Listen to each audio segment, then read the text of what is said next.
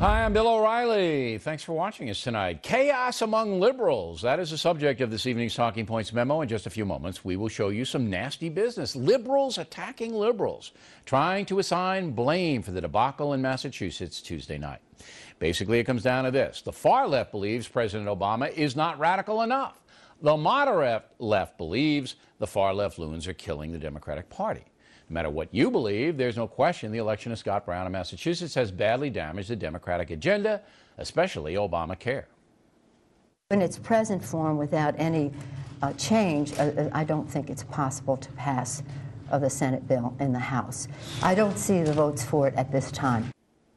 Indeed.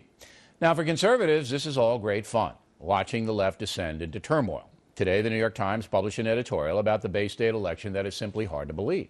Quote, "To our minds, it is not remotely a verdict on Mr. Obama's presidency, nor does it amount to a national referendum on health care reform." Unquote. Well, the latest Rasmussen poll on the subject says just 38% of likely voters now favor Obamacare. Memo to the editor of the Times. Do the words tone deaf mean anything to you? No referendums needed. Health care is dead in its present form. Also, Mr. Obama's entire presidency has been damaged. I mean, some Democrats believe the president's trip to Massachusetts actually hurt Martha Coakley. And the Times is telling us it's not a verdict on Mr. Obama's presidency? Are you kidding me? All of this tells Talking Points the left has not learned anything from the elections in Virginia, New Jersey, and Massachusetts. Somehow, uber liberals believe that regular folks think the way they do, that massive government spending is terrific, that a nanny state can solve all problems. I mean, how out of touch are these left-wing people? The crazy left media outlets are all in desperate shape, and the mood of the country has shifted dramatically to the right. In the face of all that, the committed left continues to blame everything on the Bush administration, conservative radio commentators, and Fox News. Paging Rod Serling, the Twilight Zone is back. Talking Points embraces political analysis, not ideological nonsense. We do not drink anyone's Kool-Aid here. And it's obvious the American people don't like what they're seeing in Washington right now. And they are rejecting the left-wing media as well. President Obama should take note. We predicted all hell would break loose if the Republican won in Massachusetts, and that prediction is coming true. And that's a memo. Now for the top story tonight. To prove my point, I'm going to the videotape.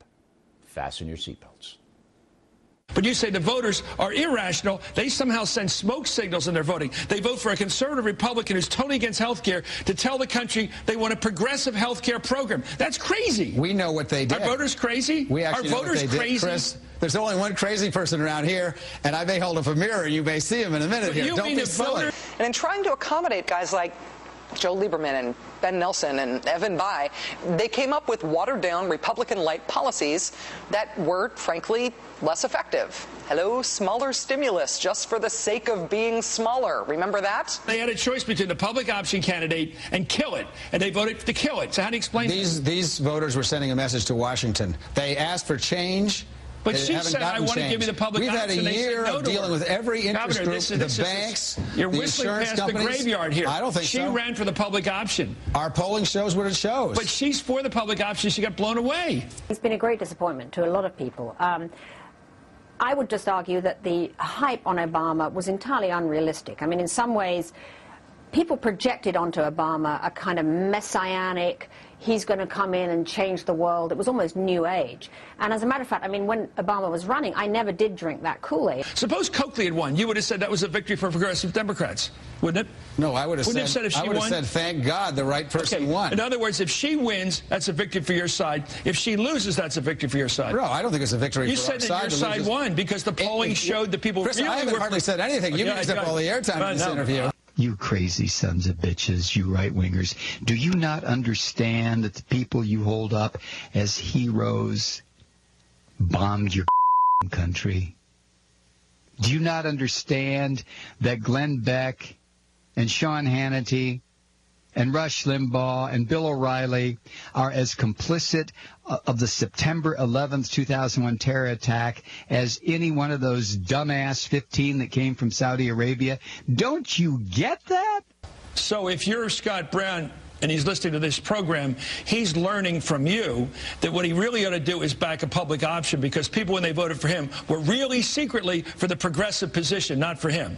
His position. Are you saying that's what he should read the voters as saying? You're being silly, and you know very well they're not saying that. It would be in his political self-interest to vote for the public option, you're saying. What I think we ought to do is look forward from this election. No, but you said the polling showed people were for the public option. I said what I said. This is silly. We're not getting it. No, you're being silly. You want to look forward. You're saying that no matter who wins an election, your argument wins. I saw Senator-elect Brown say he wants to play basketball with the president. First thing I thought of is, yeah, good. And let's see if the president can throw him an elbow under the hoop. And you think I interrupt? So what does that spectacle tell us? Well, here's one thing. There's no liberal message anymore. With the folks rejecting big government and the soft treatment of terrorists, there's nowhere for the far left to go. When Senator